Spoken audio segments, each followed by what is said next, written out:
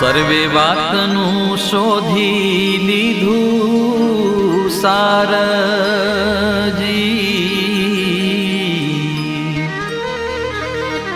નથી કોઈ બૃહદ વૈરાગ્ય નિહારજી,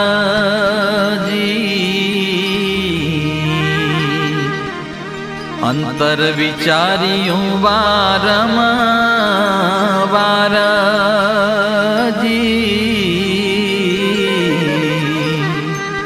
શુદ્ધ વૈરાગ્ય તો સહુને પારજી,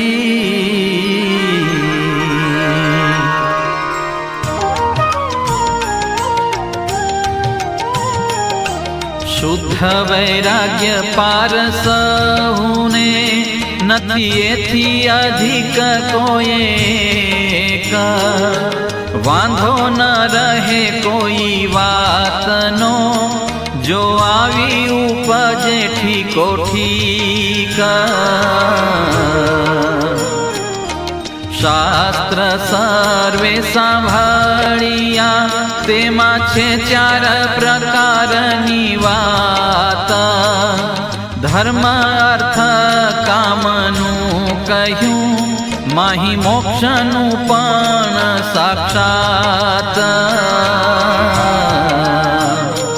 પણ બૃહદ વૈરાગ્ય વિસ્તાર વિના થોડે ઠેકાણે લખ્યો લહી, પણ તીખા તીવ્ર વૈરાગ્યની વાત પૂરી પુરાણે નવા કહી,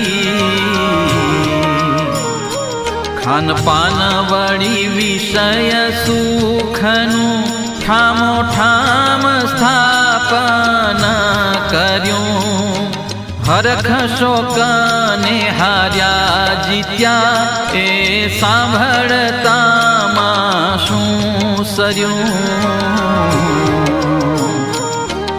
આખી અવનીમાં એકનું કહ્યું ઉદય અસ્ત લગી રાજા, સુખ દુઃખ તેના સુણતા કહો શું સરિયું કાજ,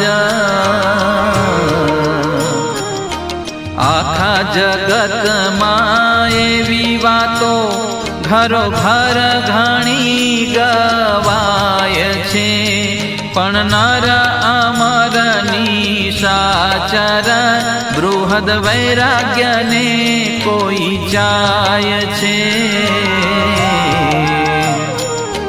વૈરાગ્ય માગવો વિકટ છે, જેમ નાખવો કલેજે હાથ, જીવવા ન દીએ જીવથી, રેવા ન દીએ કોઈનો સાથ, જેને મરવાનું હોય માનમાં તે માગજો બૃહદ વૈરાગ્ય, તે અક્ષરથી આણી કોરે રેવા ન દીએ જાગ્યા, એ તો મરજીવાનો માર્ગ છે, હોય મરજીવા તે માંડે પગ, નિષ્કુળાનંદ એ જેને પ્રગટે તેને સર્વે ચડી જાય સગા.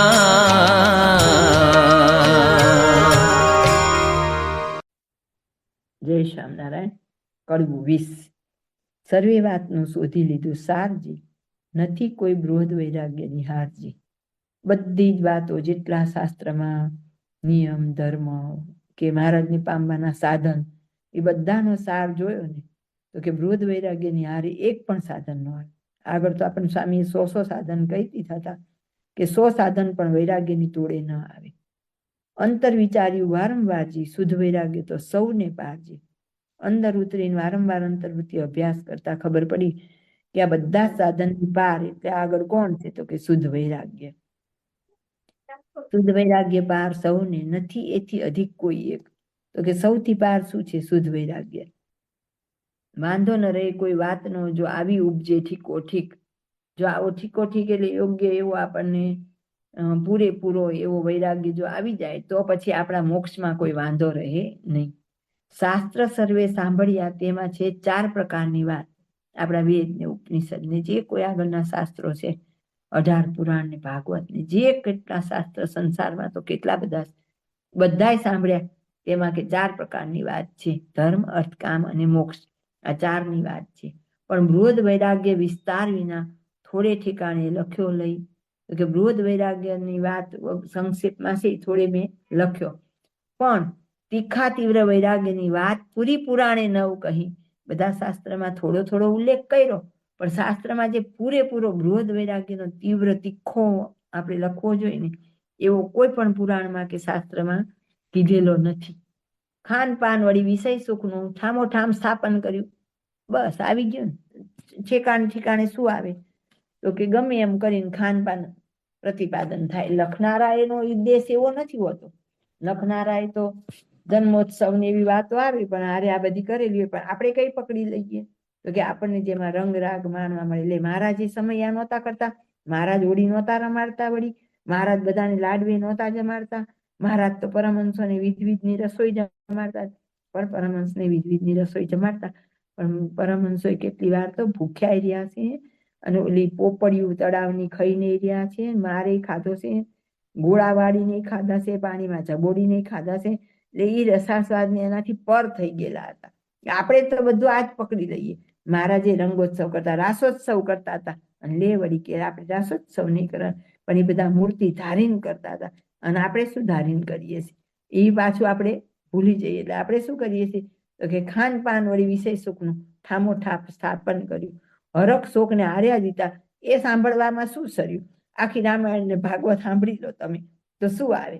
પાંડવો જીત્યા, ઘડીક કૌરવોનું કાવા દાવા સફળ થયા, ઘડીક આ સફળ થયા, લક્ષગૃહમાં ગયા, એમાંથી વળી નીકળી ગયા એટલે આનંદ આવે. જોઈ એમાંથી કેવા બચીને નીકળી ગયા, વળી જંગલમાં ગયા ને વેશ પલટો કરીને ગયા, એમાં વળી છેલ્લે પકડાય કે હામાં યુદ્ધ થાય, એ જીત્યા, ના જીત્યા, અર્જુન જીતી જાય, છેલ્લે પાછા કૌરવો હારી જાય, પાંડવો જીતી જાય.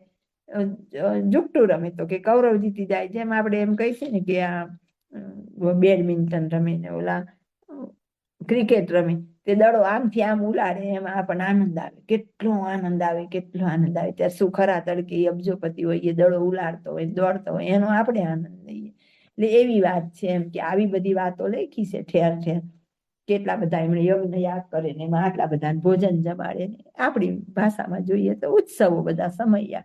આપણને એમ કીધું ને ઉત્સવ સમયા છે, પામરની વિષય માટે, આપણા માટે નથી. એટલે તો મહારાજ આપણને કાંકરિયાની 84 વિસારવાની વાત કરેલી, પણ આપણને એ જોઈએ ને એટલે આપણે બધું આડ ધરી દઈએ છીએ, અને એની ઓથે આપણે આપણા વિષય ભોગવીએ છીએ.